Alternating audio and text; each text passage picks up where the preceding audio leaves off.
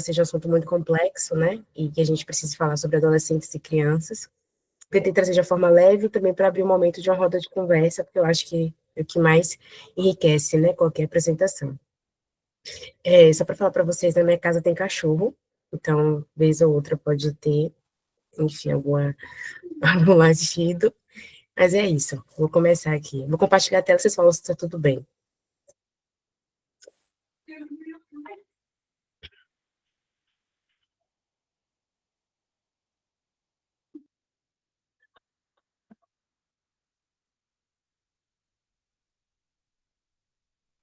Vocês estão vendo?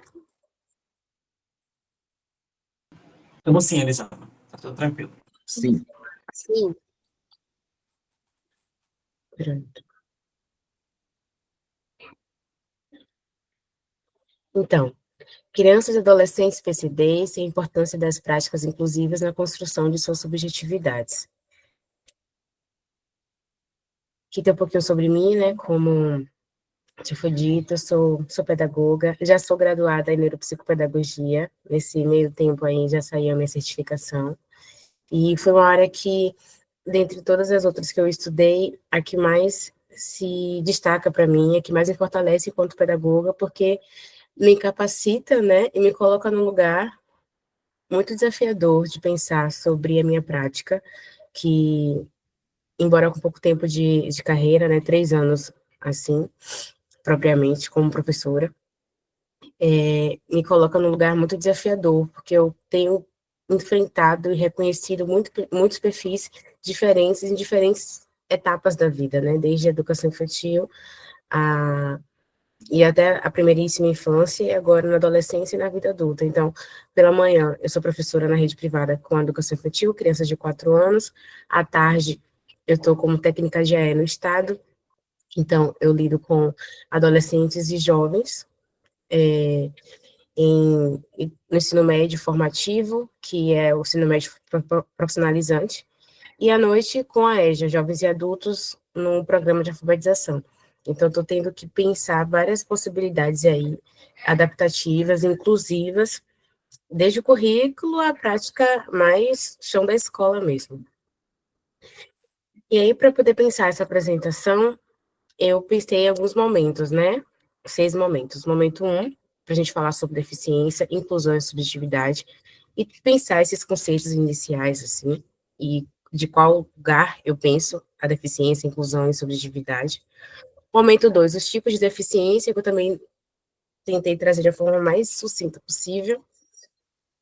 Momento 3, práticas inclusivas, e pensar isso além da acessibilidade, da integração, do que a gente conhece, assim. Momento 4, contribuições à neuropsicopedagogia, que, como eu disse, é a área que mais prevalece, assim, na minha perspectiva de pedagoga, que agora trabalha diretamente com educação inclusive atendimento especial. Momento 5, a experiência no EE e na educação infantil. E o momento 6, materiais e estratégias utilizadas. Eu tentei trazer o recorte da minha realidade nos trabalhos que eu tenho feito agora, então está tudo bem ajustado a essa realidade do momento, mas a gente pode ir trocando e falando sobre isso. Ao final também eu posso responder algumas perguntas, enfim. E aqui é o objetivo desse momento, desse encontro, acho que é de vocês e o meu também, de promover reflexões e pensar orientações sobre a importância das práticas inclusivas na construção das subjetividades de crianças e adolescentes, né, com deficiência, de forma a contribuir para uma atuação educacional, e no caso de vocês, da Liga de Psicologia Clínica, né, e Social, que reconheça as singularidades, as potencialidades e os direitos desses sujeitos, né.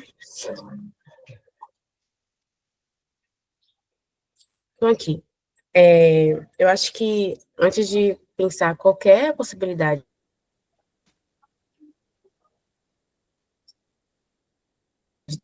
prática que se tem, eu sou uma mulher preta racializada, então eu tenho uma consciência a minha consciência parte de um lugar outro, né? Então, a minha percepção de deficiência, de inclusão, de subjetividade também vem para transgredir e pensar a minha prática como uma forma, um instrumento de mobilização social mesmo.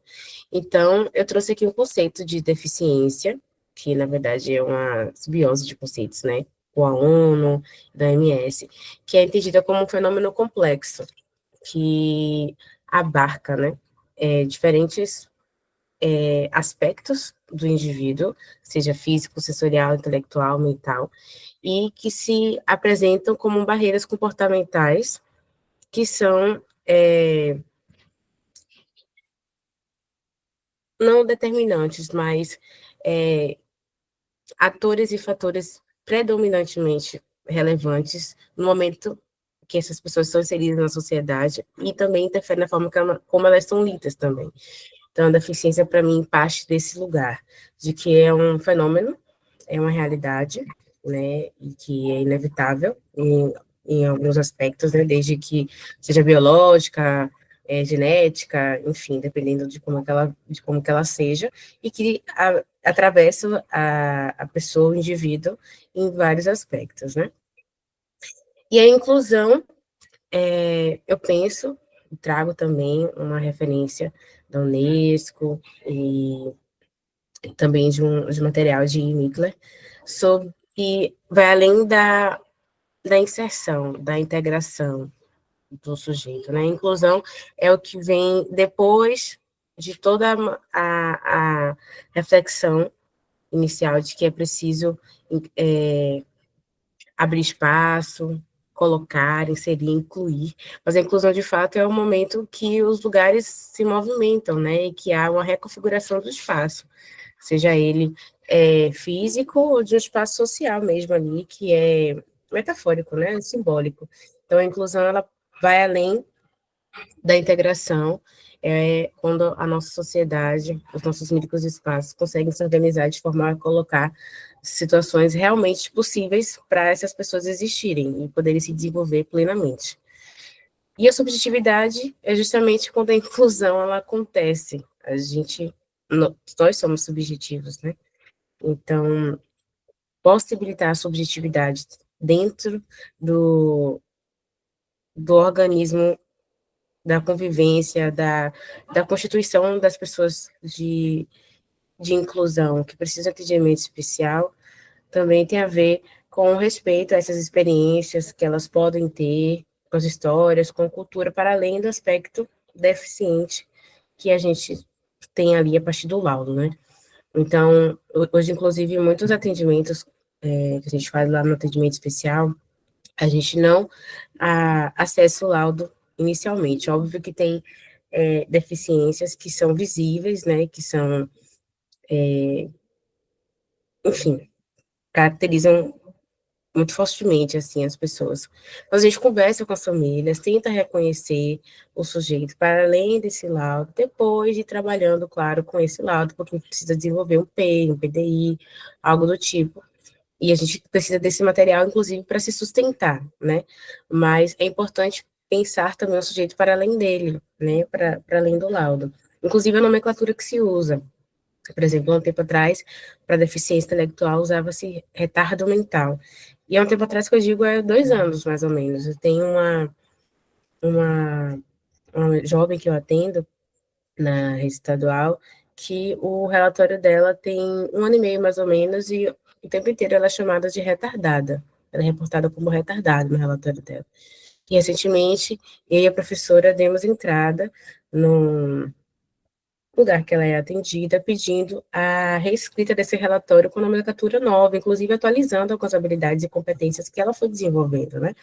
Então, pensar essa subjetividade também tem a ver com humanizar esses corpos, né, esses sujeitos, e entender que são potentes e complexos como nós, claro que dentro das suas especificidades.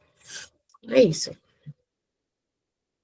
Se eu estiver indo rápido ou lento demais, vocês podem me falando também, que eu não estou vendo nada, só estou comigo mesma aqui, então vocês podem me sinalizar, tá?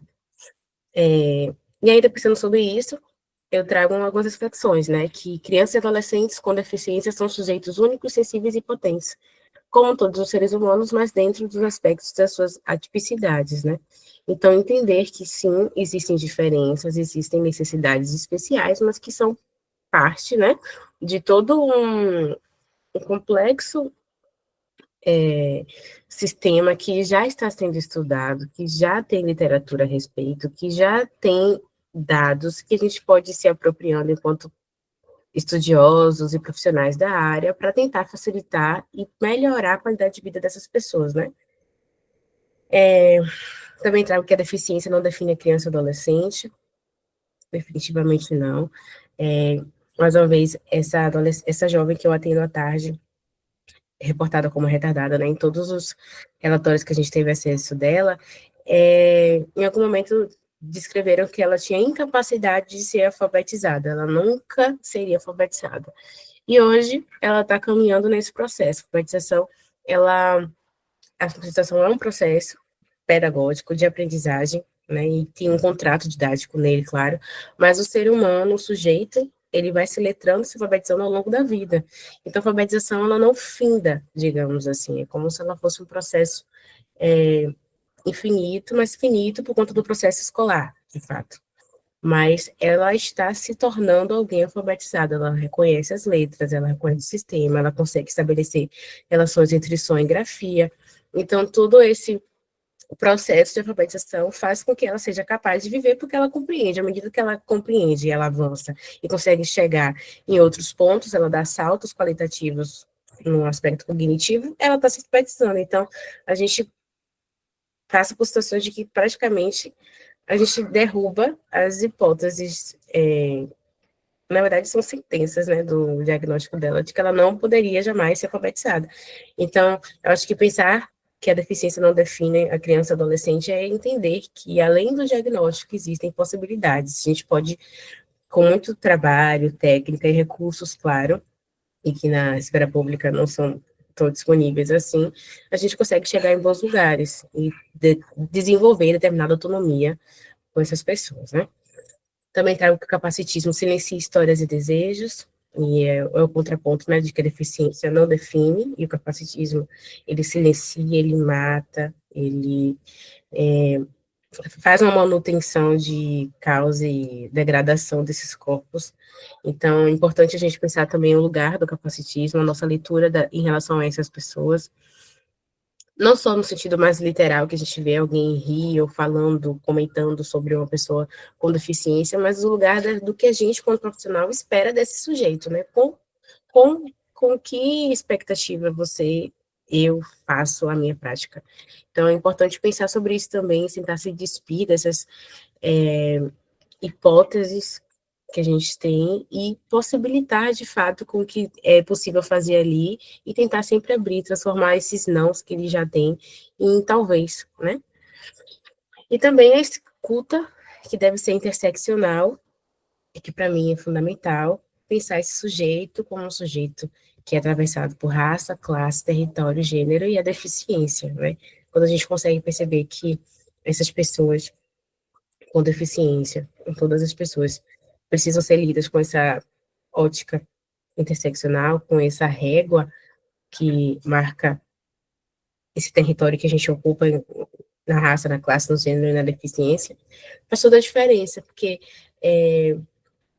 mais uma vez, um exemplo dessa jovem, ela é negra, então a expectativa que se tem sobre ela, a leitura que se tem desse corpo, como é que ela se coloca, é outra em relação a jovens brancas com um diagnóstico semelhante ao dela e com outras características, mas que ainda assim espera-se algo de uma pessoa com deficiência branca, espera-se algo de uma pessoa com deficiência negra. Então essa leitura é importante, assim como a de gênero também, dos meninos e das meninas. Então é importante pensar sobre isso. E aqui eu trago alguns tipos de deficiência, né? Eu quis trazer de uma forma bem geral mesmo, em relação ao ser intelectual, auditivo, visual, física ou múltipla, porque eu imagino que vocês já devem ter acesso a essas informações, né? Não quis ser muito redundante também, e também para poder focar na parte das práticas, né? Intelectual, que é o comprometimento cognitivo e adaptativo, e que exige suporte pedagógico emocional individualizado, que é o atendimento especial que a gente faz, né? Auditiva, a perda parcial, o total da audição, que pode utilizar Libras e o português como segunda língua, e necessita de comunicação acessível e mediação visual. Vou falar disso mais para frente, mas na escola pública, pelo menos na que eu trabalho, a gente não tem suporte algum para lidar com pessoas com deficiência auditiva. Então, quem não souber, não puder, por conta própria, se apropriando de Libras ou pensando uma comunicação aumentativa, a gente não tem esse recurso disponível na rede estadual.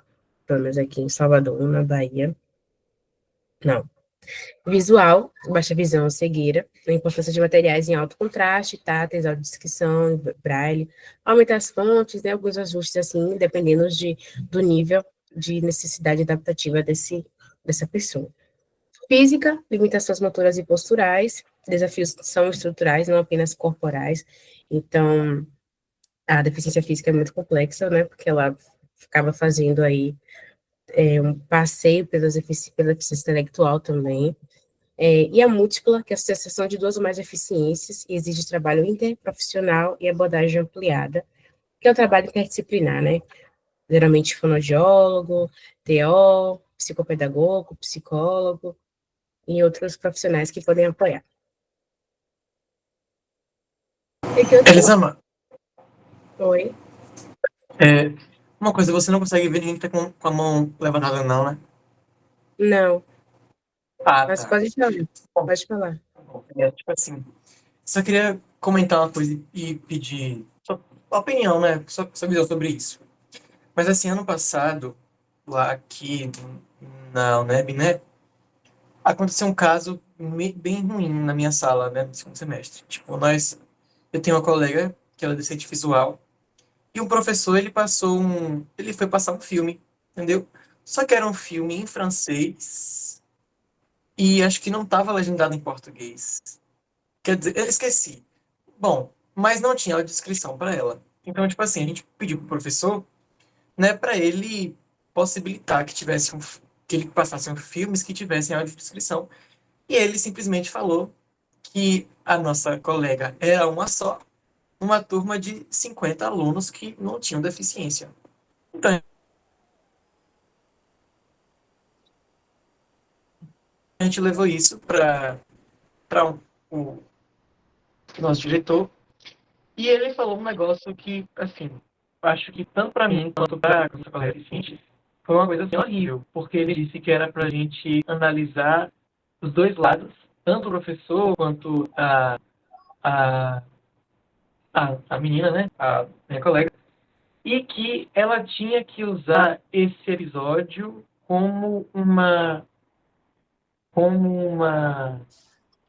oportunidade dela, por exemplo, aprender um idioma novo, entendeu? Que nesse caso seria o francês. Tipo, o que você tem a dizer sobre essa situação? Que na minha mente foi horrível, né? Com certeza. Inclusive, eu não sei se chega a ser um crime, mas é uma violação dos direitos do estudante, é uma prática discriminatória também, né?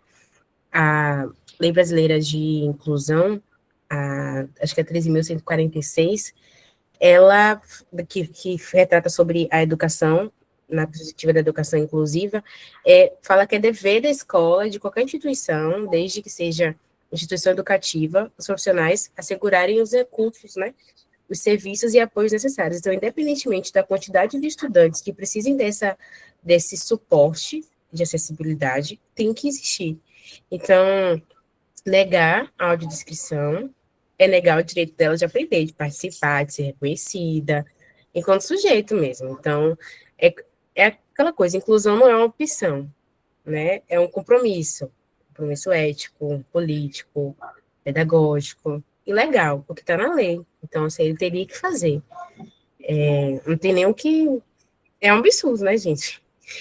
Isso acontece muito, porque lá na escola mesmo, eu fico à tarde, tem uma estudante que ela é baixa visão.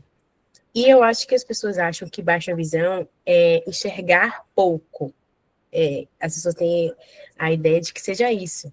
E quando eu falo as pessoas, são os professores, o corpo de professores, que embora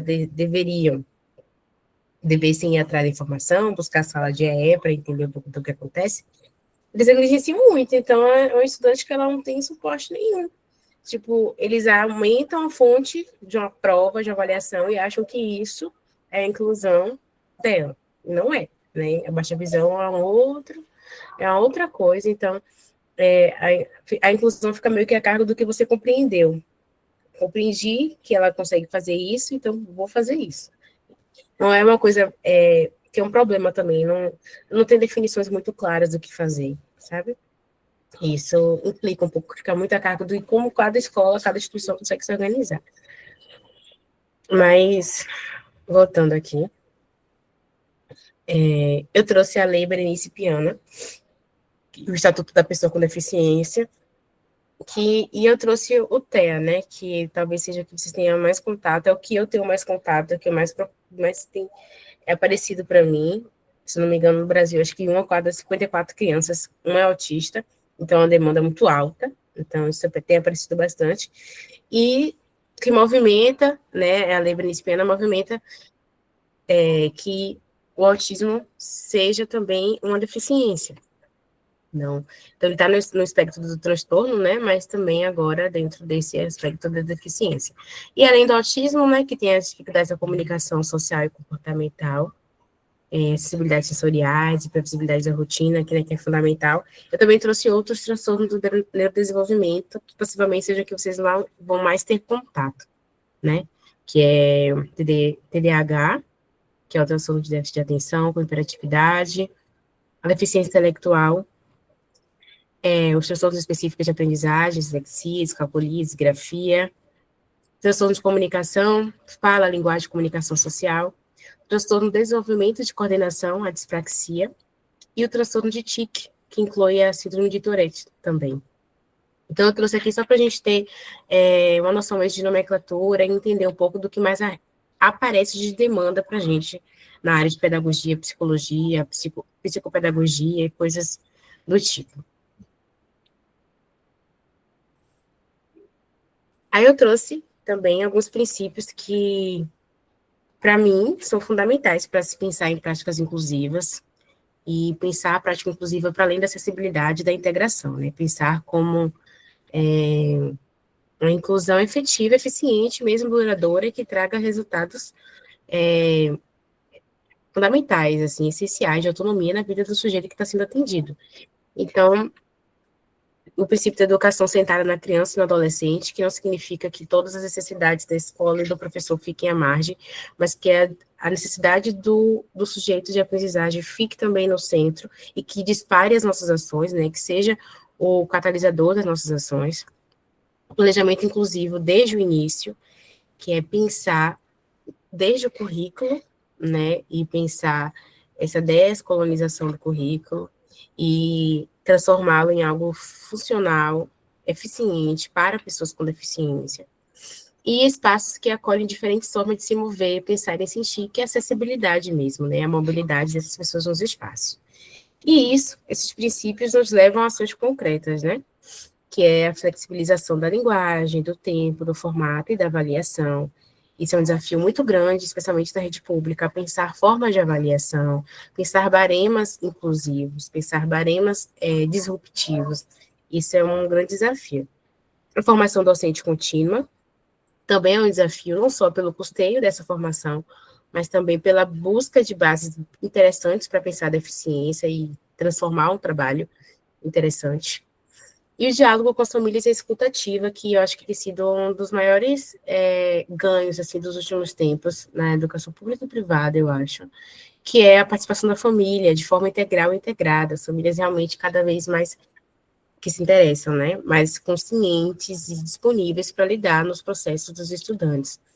Na escola, na rede privada, isso acontece com mais intensidade por conta da formação mesmo, né, o acesso da classe média a instrução, faz com que ela participe do processo de educação, porque é importante para ela.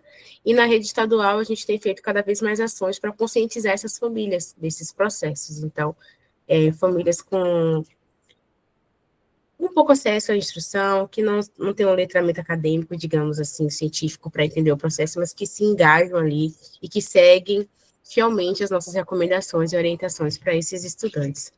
Eu acho que meu vídeo saiu, né? Deixa eu ver se saiu. Saiu meu vídeo. Peraí, deixa eu...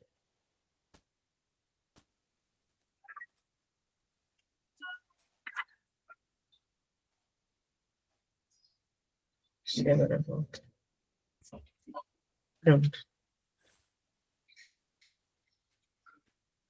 E aqui eu trouxe alguns documentos essenciais para a inclusão escolar, e são essenciais mesmo porque são os que eu mais tenho acesso, que eu já participei da constituição deles, né? O Projeto Político Pedagógico, que é o PPP, o Plano de Atendimento Educacional Especializado, que é o PAE, e o Plano de Ensino Individualizado, PEI, ou Plano de Desenvolvimento Individual, PDI. O projeto político-pedagógico é um projeto que toda instituição de educação, sobretudo as escolas de educação básica, tem, que devem conter os princípios da educação, da escola mesmo, né? Quais são os valores, a missão, o compromisso social dessa escola, o que é que ela propõe, qual é o currículo, e aí pensar a educação inclusiva como parte desse currículo, parte do princípio de desde que você abre essa instituição, desde que você coloca essa instituição na sociedade, você precisa já pensar um projeto de educação inclusiva para essa escola. Então, não é como se fosse uma coisa além, é uma coisa à parte. Para se pensar um currículo, deve-se pensar a educação inclusiva. Então, o projeto político-pedagógico, inclusive, estão pensando até a nomenclatura dele, né? O PPPI, porque precisa partir desse princípio de que a educação precisa ser inclusiva para ser eficiente. O Plano de Atendimento Educacional Especializado, que é o PAEE, é um documento elaborado somente pelo profissional do AE, então são professores do Departamento de Educação Inclusiva da instituição, e aqui no estado é o professor de Educação Especial, AE, que eles ficam numa sala de AE, e ele acessa o portal do CIGEDU, que elabora esse material. Então, é um material que tem os objetivos, as estratégias, os recursos, avaliações, e como você vai trabalhar ao longo do processo com esse estudante, com esse sujeito de aprendizagem. Então, um relatório contínuo, ele não tem uma data de entrega, de submissão, não. Você abre esse documento no início do ano e você vai alimentando ele ao longo do processo, indo e voltando, retroalimentando, contando com contribuições dos técnicos, de outros professores, né? Pelo menos em teoria deveria ser assim. E o plano de ensino individualizado, que é o PEI, é aquele mais do dia a dia, que a gente faz na escola, é um documento construído de forma colaborativa, pelo menos deveria ser, né, entre família, escola e profissionais especializados. Quando fala profissionais especializados, são os professores de música, de geografia, de história, das licenciaturas, né, digamos assim, ou profissionais como neuropsicopedagogo, psicopedagogo. Na escola que eu trabalho na rede privada pela manhã, eu produzo o PEI do estudante junto com a coordenação, e vez ou outra tenho algum contato com algum profissional da clínica que atende as crianças. Então, a família não participa, assim, diretamente da constituição desse documento, mas ela recebe, então a gente tem um feedback bacana, tem um bate-bola legal para entender como é que essas crianças estão indo em casa com as atividades adaptadas e também como que está sendo o processo dela na escola. Então, basicamente, são esses 3 documentos, assim, fundamentais para pensar as práticas inclusivas. E aqui eu trouxe 2 modelos, assim, para vocês verem um pouco do que é. O primeiro, que é o mais colorido, eu faço na rede privada pela manhã, educação infantil, grupo 4. E aí eu digo qual é a proposta, aí aqui onde está com essa tarja, é o nome da criança e intencionalidade pedagógica. Essa intencionalidade pedagógica, a princípio, eu criava e relacionava com a BNCC. No entanto, a BNCC não é o documento normativo mais inclusivo que existe, né, para a educação. Então, eu tenho feito adaptações próprias mesmo, com base de estudo, para tentar fazer de uma forma mais que se adeque, claro, àquela competência, àquela habilidade disposta ali na BNCC, mas que seja dentro da realidade da criança. Então, é um trabalho mais minucioso, assim, porque eu tento fazer com que a criança alcance a habilidade de competência disposta na BNCC, e também tento criar um conceito para essa intenção de proposta, né? E ao lado, o plano de alfabetização para um estudante de 15 anos, autista, com deficiência intelectual também, leve, que tem relativa autonomia e que já tem uma percepção das letras, é uma pessoa silábica, então ela consegue fazer associação entre sílabas e associação de sonografia, não está mais agaratuja, não faz mais riscos, né? Fizemos um contrato didático de que ela precisa escrever palavras e que se conectam para se tornarem frases, orações, e posteriormente textos. Então, está nesse processo aí. Então, são planos diferentes, né? Na rede privada, a educação infantil é um pouco mais especificado, digo a intenção por proposta, e aqui eu trago um plano de um mês, né, que é só uma parte do plano, a primeira semana. Digo quais são as atividades, objetivo, a metodologia, e vou fazendo algumas adaptações a partir do que eu vejo. Nesse caso aqui, essa estudante ela tem um comportamento explosivo. Esse termo que usa é outra profissional, e a gente faz esse plano colaborativo, então, algumas coisas aqui são minhas, outras coisas são delas. Aí, só para vocês verem um pouco de como que a gente faz esse trabalho.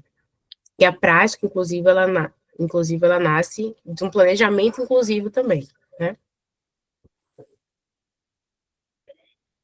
E aqui eu trago um pouco das contribuições da neuropsicopedagogia, que é a minha formação, que eu falei para vocês, que é uma área muito recente aqui, tem 10 a 20 anos mais ou menos, que integra saberes da neurociência, psicologia e pedagogia. E ela olha para esses processos cognitivos, emocionais e comportamentais, percebendo as necessidades individuais e as redes de apoio que esse sujeito pode ter. Então, a partir da neuropsicopedagogia, eu consigo desenvolver avaliações mais sensíveis, planejamento que considera a subjetividade e singularidade dos sujeitos, consigo fazer intervenções que promovam a autorregulação e autonomia também, né, para desenvolver o máximo que puder a autonomia desse sujeito, e também legitimo os saberes e experiências que ele já traz. Então, entender um pouco do contexto, de onde vem, o que gosta de fazer, onde mora, a religião. Essa jovem que eu atendo à tarde, que eu falei que tem os relatórios com os termos retardada, ela é cristã. Então, tudo que você fala relacionado à igreja, Jesus, Bíblia, um louvor, uma coisa assim, ela vai se envolver. Então, tento trazer sempre algo nesse sentido, também indo por outros caminhos para ampliar o repertório dela, mas partindo do princípio do que a interessa, né? Que, claro, é um interesse construído em família, da rede de apoio dela, mas que não deixa de fazer parte da identidade dela. Então, partindo desse princípio também, legitimando a experiência dela. E aqui é um pouquinho de uma situação que eu fiz com ela. Pronto. Aqui a experiência que eu trago não é. Eu vou ler aqui para vocês e vou explicar. A intenção do trabalho do técnico de atendimento educacional especializado na educação inclusiva é identificar, planejar e promover estratégias, recursos e intervenções pedagógicas que assegurem o acesso à participação e aprendizagem dos estudantes, né, público-alvo da educação especial. E a gente considera as singularidades deles, né, e as potencialidades também. Então, durante as minhas tardes, eu atendo os sujeitos de aprendizagem e muitas vezes a minha função é confundida com uma professora de reforço escolar, mas não é o que acontece lá. A gente tenta demarcar o lugar de que nós trabalhamos as habilidades e competências para facilitar a aprendizagem desses estudantes na sala de aula. No entanto, como muitos deles têm deficiência intelectual grave, ou autismo suporte 3, ou uma autorregulação bem desafiadora, quase nunca isso acontece. Então, a gente acaba trabalhando outras habilidades mesmo, de autorregulação, de autonomia, de convivência social mesmo, e o cargo do conteúdo, ele fica defasado, porque não existe um banco de horas ou profissionais capacitados para lidar com essas formações. Então, por exemplo, um estudante autista, suporte 3, que precisa de um suporte de matemática, não tem um professor de matemática especialista em educação especial. Ele tem um professor de matemática do ensino médio. Ele tem uma psicopedagoga, uma pedagoga, mas um profissional esperta nesse assunto, não. Então, fica a desejar. Vou mostrar para vocês aqui nesse vídeo. Oi, gente. Essa estudante, que faz parte do atendimento educacional especializado, está tentando escrever a palavra uva com letras móveis. No início, ela apresenta uma hipótese ainda instável da escrita, organizando as letras fora da ordem convencional. Mas, adiante, ela reconstrói essa escrita até conseguir formar corretamente a palavra. A estratégia que utilizei aqui foi o jogo da memória com palavras, como recurso.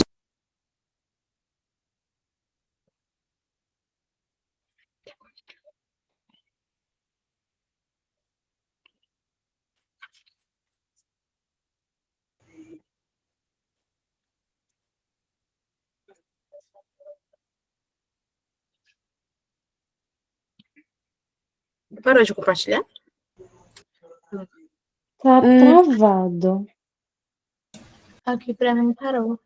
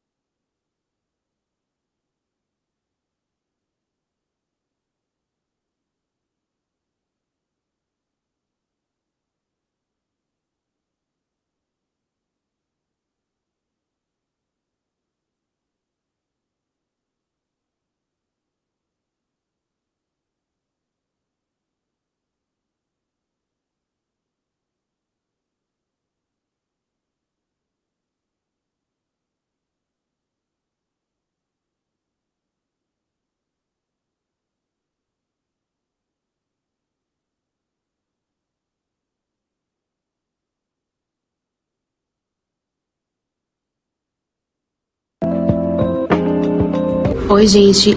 Essa estudante, que faz parte do atendimento educacional especializado, está tentando escrever a palavra uva com letras móveis. No início, ela apresenta uma hipótese ainda instável da escrita, organizando as letras fora da ordem convencional. Mas, adiante, ela reconstrói essa escrita até conseguir formar corretamente a palavra. A estratégia que utilizei aqui foi o jogo da memória com palavras, como recurso de apoio à alfabetização. A escolha se baseia em fundamentos da neuropsicopedagogia, pois o jogo ativa áreas do cérebro relacionadas à atenção, memória de trabalho, percepção visual e associação simbólica, todas essenciais para a aquisição da leitura e da escrita. Além disso, o jogo potencializa o desenvolvimento do sujeito com a aprendizagem, promovendo o lúdico e muita diversão.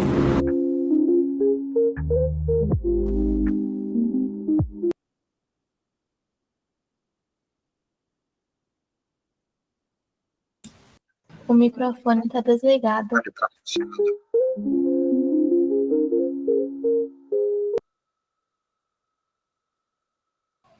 Pronto. Então, nesse dia a gente estava tentando trabalhar a memória com ela, né? Porque ela tem um comprometimento, que agora eu não lembro o nome, que ela esquece todas as memórias recentes dela. Então, ela lembra os números de 1 a 10, ela lembra os aniversários dela até 10 anos, ela lembra as 10 primeiras cores que ela aprendeu, ela lembra as 10 primeiras letras do alfabeto. Então, ela tem uma marcação como o algarismo 10, está no relatório dela. Então, ela lembra o 10, a ordenação 10 de cada coisa que ela vai aprendendo, assim. Então, ela lembra 10 nomes, 10 lugares, 10 cores, ela tem essa questão. Então, a gente estava tentando trabalhar com ela para além disso, né? E com o jogo da memória também, para ver como é que ela vai se fortalecendo. E aí, a partir disso, a gente foi, além do jogo da memória, a gente também trabalhou o alfabeto. Então, eu fui construindo com ela, recortei essas letras móveis, que são letras em caixa alta e de recortes, né? E a gente tentou criar um alfabeto e eu pedi para ela ir fazendo a representação de cada objeto com a inicial dessa letra do alfabeto. Que foi bem interessante, porque ela tem um repertório muito diminuto por conta da deficiência intelectual e da realidade de pessoas que ela convive. Então, além do diagnóstico que ela tem, a convivência social dela não é muito favorável para o desenvolvimento dela. Então, o repertório é muito reduzido. Então, aumentar nesse aspecto simbólico também, gráfico, é importante para ela. Aí, por exemplo, aqui ela fez, né? Alguns desenhos, é uma habilidade que para ela é muito forte, é muito interessante, e algumas coisas que ela não conseguiu fazer, por exemplo, o W e o F de faca. Eu escrevi faca, mas ela não conseguiu fazer a representação gráfica, mas as outras ela consegue fazer a representação bem fiel, e isso tem sido um marcador bem interessante para ela, porque tem ajudado a reconhecer realmente as letras. Então eu falo, aquela letra que é de karaokê, aí ela faz. Aquela letra que é de dado, sempre reportando a esses símbolos que ela definiu. A gente criou também esse fichário, né, de letras, justamente para a gente não usar exemplos arbitrários, aleatórios, que não fazem sentido para ela. Então, a gente sempre reporta a esses elementos gráficos que ela fez, com a intenção de fazer ela associar a letra mesmo. Aqui é uma outra estudante, que ela tem 15 anos, é o primeiro ano do ensino médio, autista e com deficiência intelectual leve. Então, ela está no momento em que ela é uma estudante silábica alfabética, que ela consegue estabelecer a relação entre sílabas e sons, e consegue fazer a junção para formar palavras, mas que na organização textual dela, ela não faz paragrafação, por exemplo, ela não usa vírgula, ela não faz a distinção de X e CH, ela não consegue perceber a diferença da oralização de e, né, com acento, O ou U na nasalização, plural, acento agudo ou não, essas demarcações de texto, ela não faz, a gente está nesse momento com ela. E ela também foi uma estudante que chegou com o laudo de que não seria alfabetizada. Aí aqui são outros avanços que a gente tem feito com ela. Com essa estudante, funciona muito flashcards. A gente não tem a estrutura de flashcards, né, convencional, mas eu vou tentando criar ali com as possibilidades que a gente tem.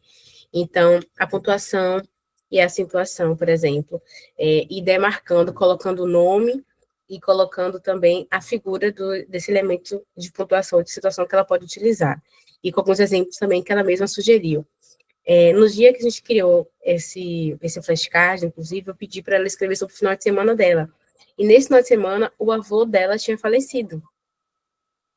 E aí ela escreveu sobre o avô, escreveu o café, que foi uma palavra que era algo que o avô dela gostava, e a mão, ou a mãe, se eu não me engano ali agora, também, que ela trouxe para representar o tio. Então, tudo também partindo da realidade dela. Foi uma surpresa para mim ela escrever sobre o avô que tinha falecido. Geralmente, essa estudante, ela não se abre muito, ela não conta muito sobre a vida dela, ela sempre prefere escrever sobre coisas ficcionais, mas ela quis escrever algo real, eu achei bacana, porque foi uma forma de eu me aproximar também e chegar num outro ponto com ela, da nossa relação.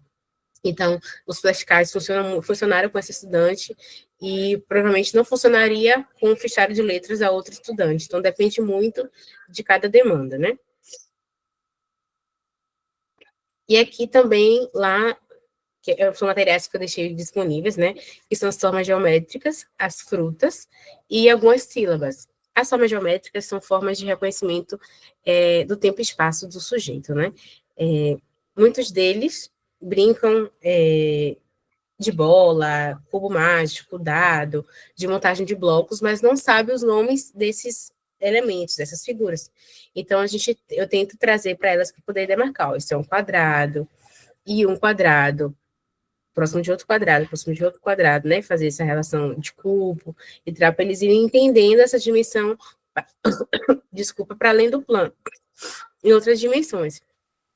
Então, tentar trazer o círculo, algumas atividades que eu faço também, às vezes eu pego 2 ou 3, a gente sai andando pela área verde da escola e a gente vai tentar identificar figuras geométricas pelo espaço.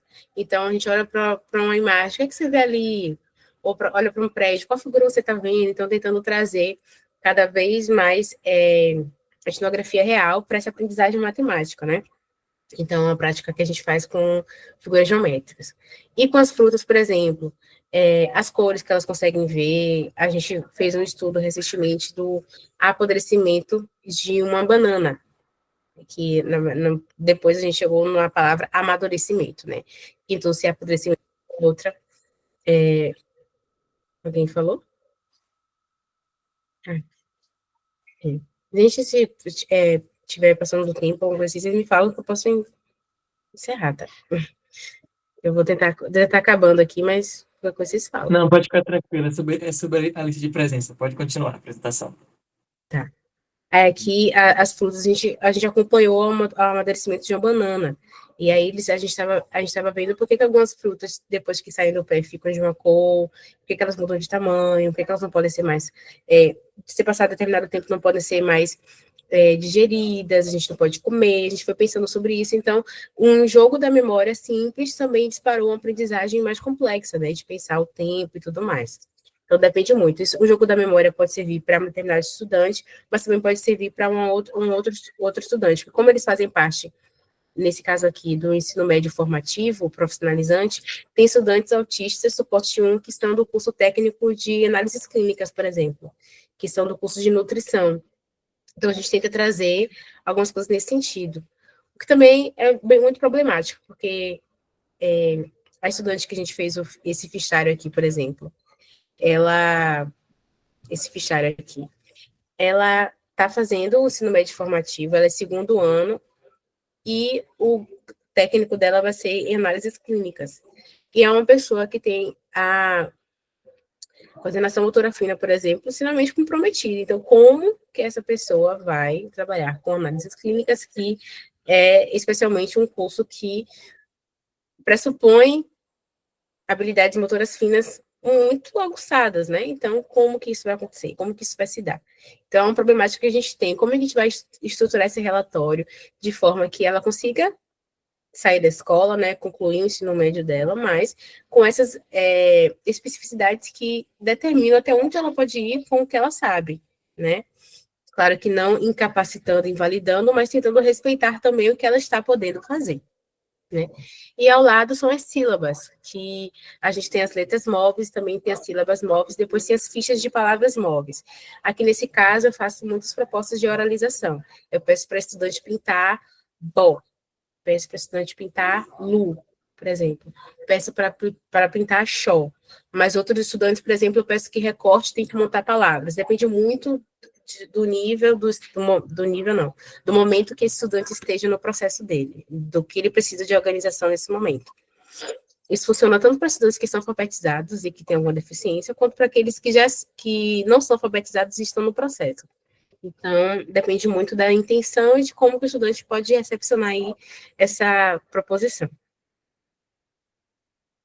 Aqui também eu faço, lá no AE, com estudantes, especialmente os de deficiência intelectual, especialmente esses estudantes, eles adoram joguinhos assim, de montar e de pintar. A gente coordena a cor. Número 4, laranja. Número 3, vermelho. Número 1, verde. Eles gostam disso. É um desafio para eles encontrarem a cor que a gente está falando. Como a maioria deles tem memória comprometida, de um dia para o outro, essa sapiência de saber qual é cada cor desregula, né? Então, eles gostam bastante quando eles conseguem fazer e levando isso, assim, por sequência. A gente está criando um projeto agora, que é uma mostra cultural deles, que eles vão mostrar esses desenhos todos, né?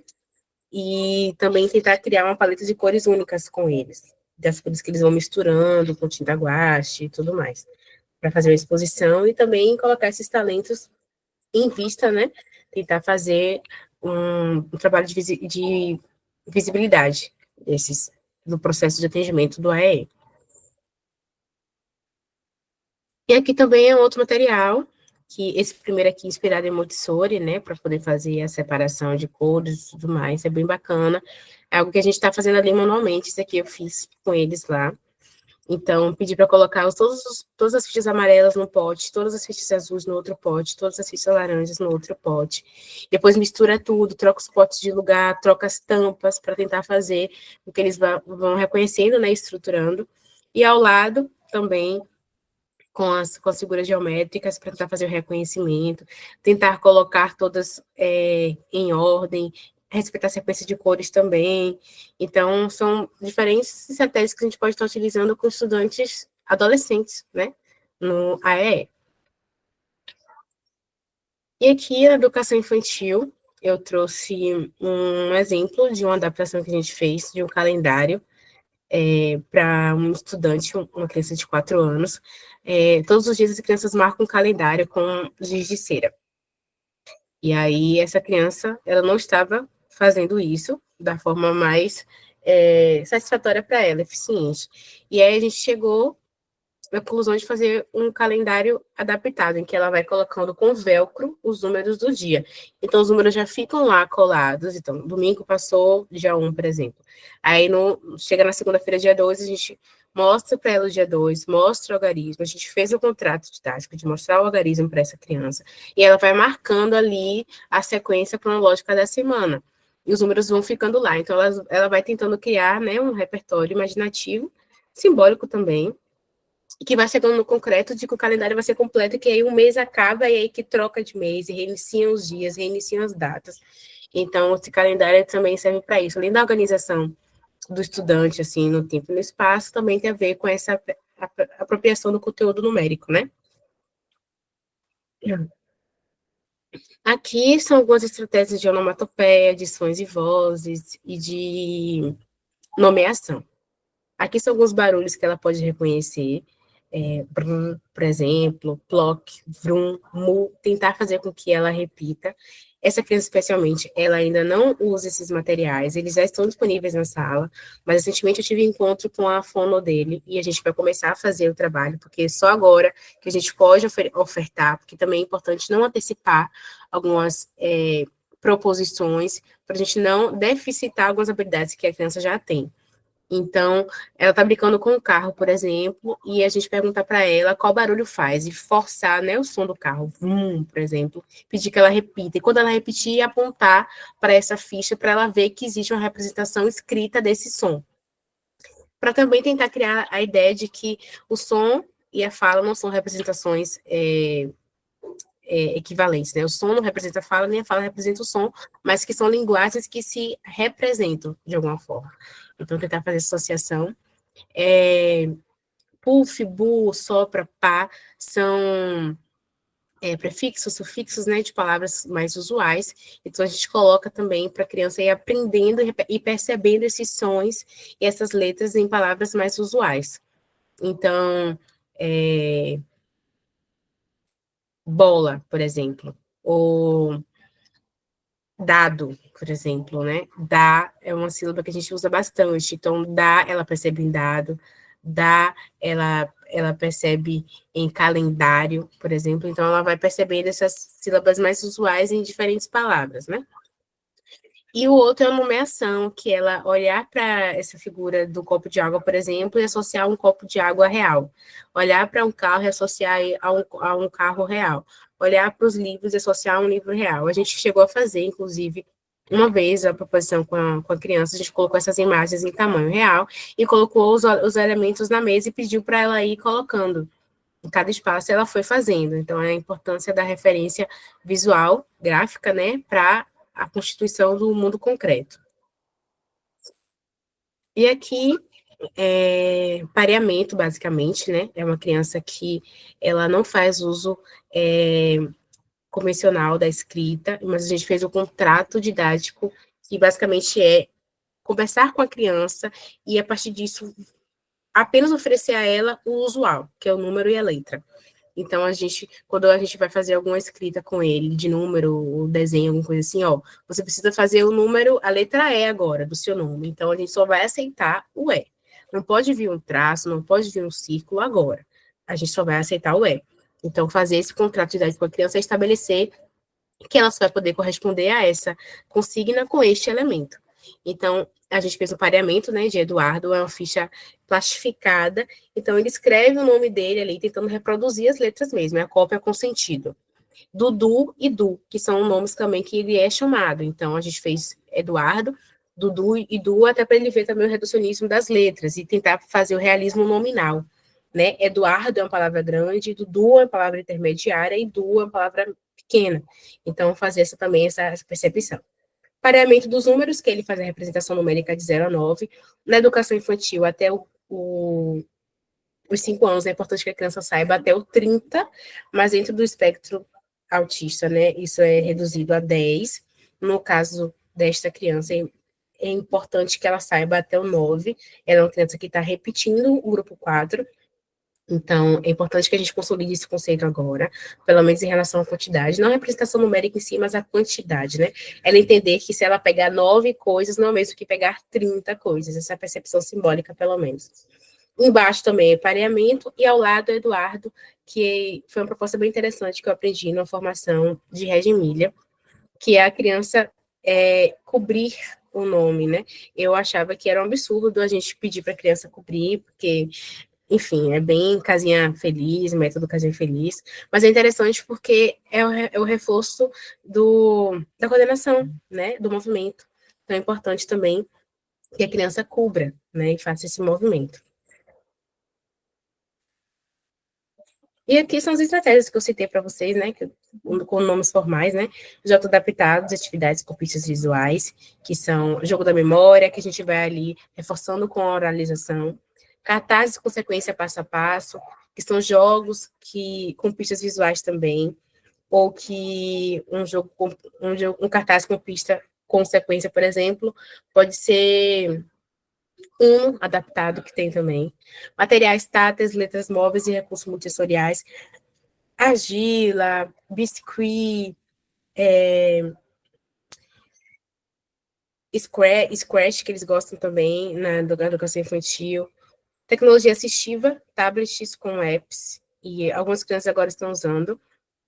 Na escola que eu trabalho pela manhã, as crianças com necessidades especiais não usam, mas à tarde a gente está usando comunicação aumentativa com o estudante. E na educação infantil, livros sensoriais com feltro, texturas, imagens reais, para a criança tentar estabelecer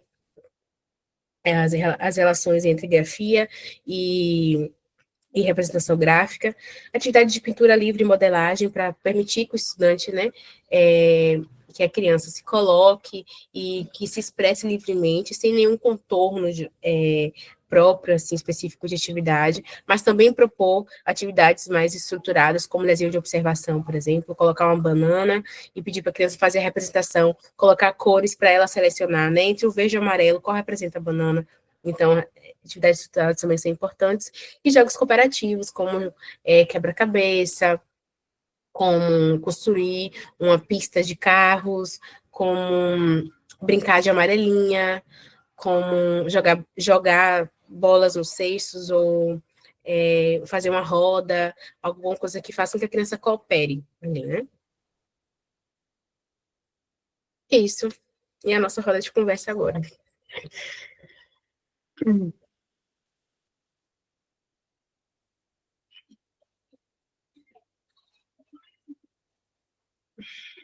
Obrigada, gente.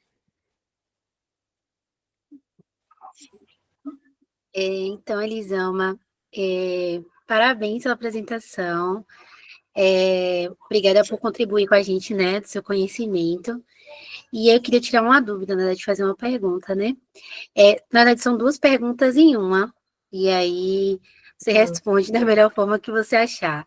No caso, eu queria saber de você, dentro da sua experiência, né, agora trabalhando na área, o AE, a sala do AE, ele é restrito ao pedagogo, ao psicopedagogo, enfim, ou outros profissionais, como, por exemplo, psicólogo, ele teria acesso ou trabalharia juntamente no AE?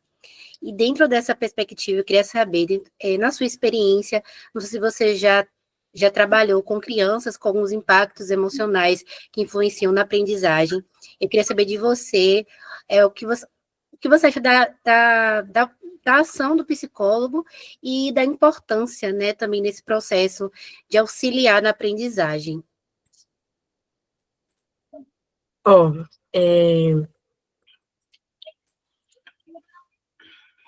Não é restrito ao pedagogo, mas se eu vou pensar na esfera pública, na rede pública, o concurso acaba sendo destinado a profissionais de educação, porque ele vai ser responsável pelo planejamento, pela mediação, pela condução do atendimento pedagógico especializado, entendeu? Porém, o espaço, a sala de recursos multifuncionais, né, SRM que chama, ela pode ser um ambiente de articulação interprofissional, então pode ser que nessa escola ela possa demandar um psicólogo do CAPS, por exemplo, e ele pode promover um diálogo com os profissionais, professores regentes, coordenadores, gestores da escola, e ele pode participar da sala de EE. Nessa escola que eu trabalho, a professora, ela é professora de letras, ela é formada em letras, ela não é pedagoga, e ela não tem especialização em psicopedagogia. Ela é de letras, mas ela fez o mestrado dela com foco em audiodescrição e o doutorado dela em educação especial. Então, isso fez com que ela se tornasse apta para o cargo. Mas ela é um exemplo de que outras licenciaturas podem aparecer e que o psicólogo, fonoaudiólogo, terapeuta, por exemplo, pode também atuar. Porque, assim, a sala de AE, ela é pedagógica. Então, o serviço clínico da psicologia, terapia e reabilitação não são especialmente realizados nesse espaço. Mas ele é essencial, né? Havendo uma troca, uma articulação interessante entre as áreas é essencial. Então, sim, eu acho que formalmente, via concurso, na sala de E, na rede estadual, por exemplo, isso não aconteceria, mas você, sendo uma profissional já no estado que presta serviço terceirizado, você pode sim participar. E eu acho que o psicólogo, ele é fundamental, né, gente, nesse processo. Ele vai atuar na formação, eu acho que dos profissionais da escola, pensar sobre inclusão, diversidade, subjetividade e as práticas, né, que são anticapacitistas. Ele oferece apoio também, emocional e psicológico aos profissionais, mas as crianças, adolescentes, ele media conflitos e orienta nas práticas de convivência, ele pode apoiar na identificação de estudantes com questões e também nas barreiras que tem, né, das funções executivas, atitudinais, pedagógicas mesmo, emocionais desses estudantes. Ele pode construir e cooperar na construção de estratégias colaborativas também, não é... Eu acho que é uma atuação indispensável, né? Ele, no caso, numa sala de aula, por exemplo, ele não faria um diagnóstico clínico na escola, né? Nem realizaria terapia, mas ele atuaria numa dimensão mais coletiva da coisa, né? Institucional, relacional, promovendo saúde, bem-estar e inclusão de uma forma geral para a escola, para o estudante, para a família, para os professores. Né? Sim, perfeito. Obrigada, Elisama.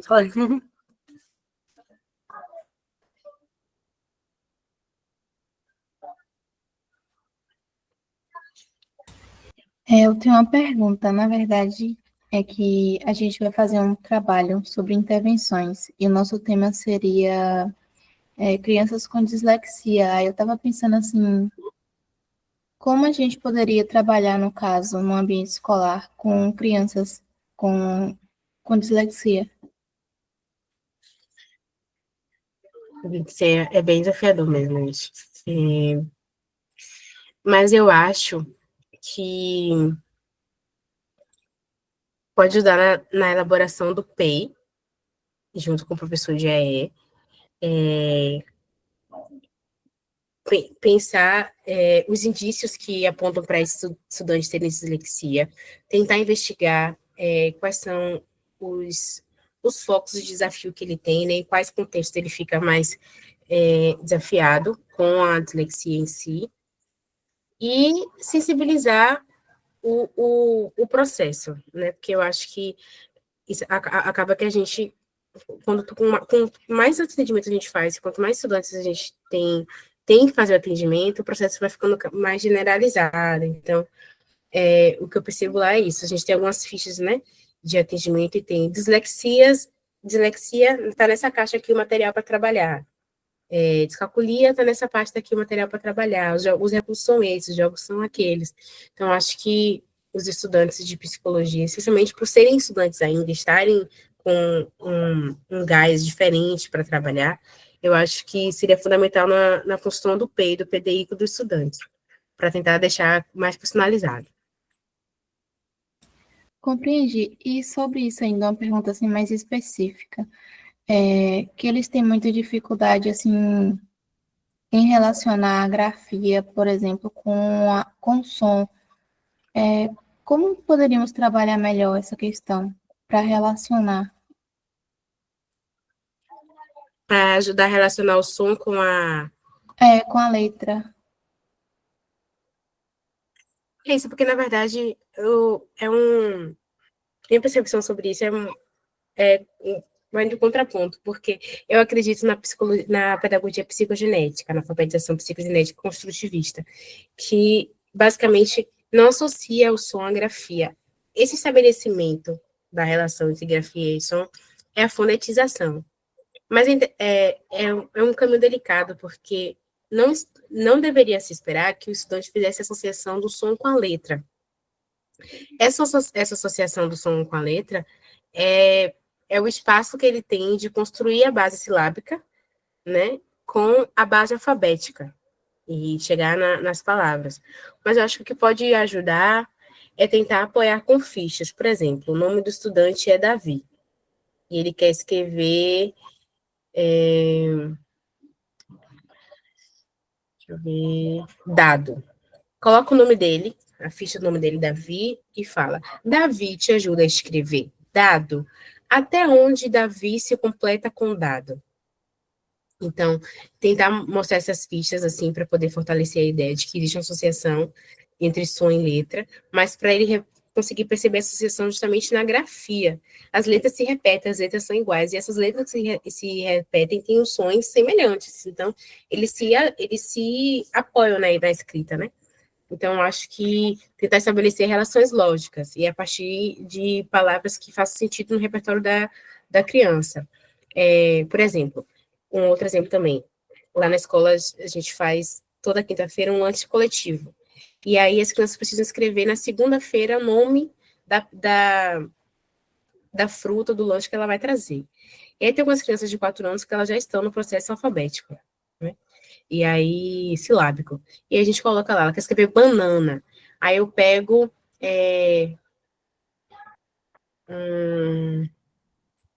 Bolo. Eu coloco assim, bolo e banana. Bolo ajuda a escrever banana? Eu acho que B ajuda, a criança sugere assim, acho que B ajuda, ela descarta as outras letras.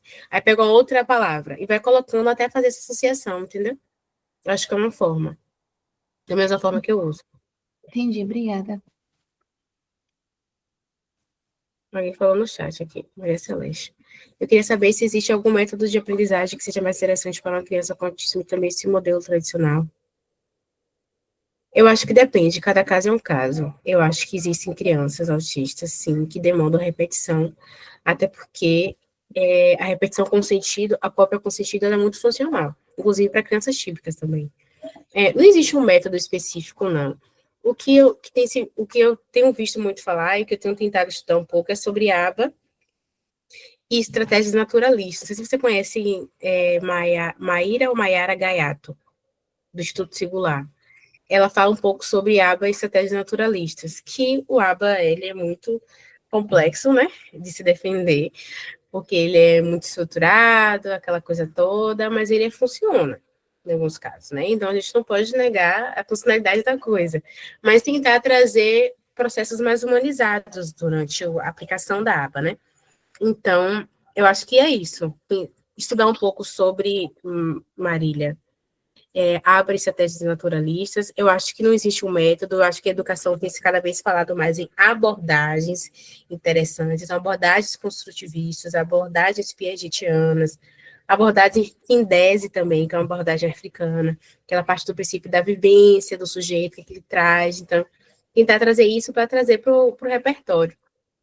Acho que tentar dar menos nomes às coisas e pensar mais em estratégias reais, sabe? Que funcione ali para aquele estudante. Geralmente a gente sabe como fazer quando a gente tem um contato com ele, né? Às vezes eu ficava um pouco perdida, assim, como é que eu vou fazer com esse estudante e tal? Dá um tempo, observa um pouco, veja pelo que ele se interessa, veja como é o ritmo dele. Ele senta para fazer, se você propor isso aqui, ele vai sentar para fazer. Onde é que ele passa mais tempo? O que é que prende mais a atenção? E tentar futucar isso e fazer disso um catalisador de aprendizagem. Mais alguém?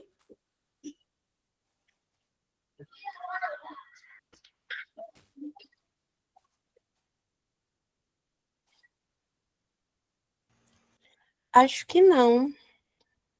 Então, acho que a gente pode ir encerrando essa sessão. Queria agradecer muito a Pro por ter aceitado o convite. Foi, assim, incrível a apresentação, assim, aprendi muito. Tem muitas coisas interessantes e eu queria agradecer pelo convite, por ter aceitado, né, o convite.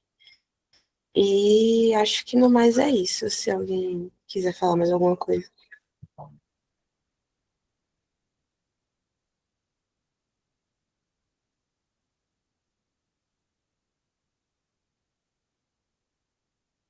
Obrigada, gente.